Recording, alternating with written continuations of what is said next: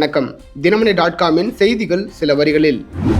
தில்லியின் காற்று மாசு விவகாரம் மிக மோசமான நிலையை எட்டியிருக்கும் நிலையில் நீங்கள் எப்படி மௌனமாக இருக்க முடியும் என பிரதமர் நரேந்திர மோடிக்கு ராகுல் காந்தி கேள்வி எழுப்பியுள்ளார். மேலும் தில்லி காற்று மாசுபாடு குறித்து உடனடியாக நடவடிக்கை எடுப்பது குறித்து நாடாளுமன்றத்தில் விவாதம் நடத்தப்பட வேண்டும் என்றும் அவர் வலியுறுத்தியுள்ளார்.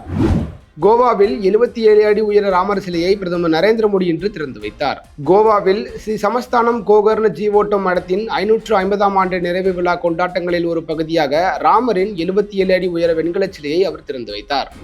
டிட்வா புயல் காரணமாக கனமழையை எதிர்கொண்டு மக்களுக்கு உதவிட திமுக நிர்வாகிகள் தயார் நிலையில் இருக்க வேண்டும் என முதலமைச்சர் மு.க. ஸ்டாலின் அறிவுறுத்தியுள்ளார். வடகிழக்கு பருவமழையை எதிர்கொள்ள கடந்த 2 நாட்களாக பேரிடர் மேலாண்மை துறை அமைச்சர் உள்ளிட்ட அரசு உயர் அதிகாரிகளுடன் பல்வேறு ஆய்வுக் கூட்டங்களை நடத்தி உரிய அறிவுரைகளும் வழிகாட்டுதல்களும் வழங்கப்பட்டதாக முதல்வர் அறிக்கை ஒன்றை வெளியிட்டுள்ளார்.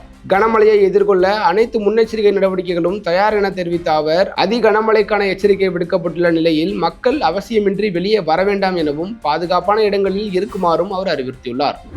2026 மக்கள் சக்தியால் தாவேக தலைவர் விஜய் ஆட்சி பீடத்தில் அமர்வார் என தாவேக மாநில நிர்வாக குழு தலைமை ஒருங்கிணைப்பாளர் செங்கோட்டையன் கூறியுள்ளார். மேலும் அதிமுகவில் இருந்து யாரெல்லாம் தாவேகாவில் இணைவார்கள் என்பதை தற்போது கூறினால் பிரச்சனை வரும் என்றும் விரைவில் சுற்றுப்பயணம் உள்ளிட்ட விஷயங்கள் குறித்து முடிவெடுக்கப்படும் என்றும் அவர் தெரிவித்துள்ளார்.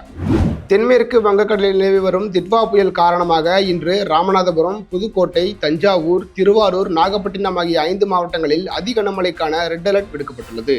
மேலும் நாளை கடலூர், காஞ்சிபுரம், சென்னை, திருவண்ணாமலை, அரியலூர், விழுப்புரம் உள்ளிட்ட 18 மாவட்டங்களில் கனமழைக்கு வாய்ப்புள்ளது என்றும் வானிலை ஆய்வு மையம் தெரிவித்துள்ளது. 2வது ஆஷஸ் டெஸ்ட் போட்டிக்கான 14 பேர் கொண்ட ஆஸ்திரேலிய அணி அறிவிக்கப்பட்டுள்ளது.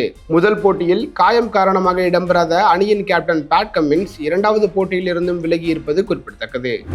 நடிகர் விஷ்ணு விஷாலின் ஆரியன் திரைப்படம் இன்று நெட்ஃபிளிக்ஸ் OTT தளத்தில் வெளியாகியுள்ளது. இயக்குனர் பிரவீன் இயக்கத்தில் விஷ்ணு விஷால் தயாரிப்பில் கடந்த அக்டோபர் 31ஆம் தேதி திரையரங்குகளில் வெளியான இப்படம் பேன் இந்தியன் மொழிகளில் OTTயில் வெளியாகியுள்ளது. தினமணி.comஇன் செய்திகள் சில வரிகளில் நிறைவடைந்தது. மீண்டும் சந்திப்போம். வணக்கம்.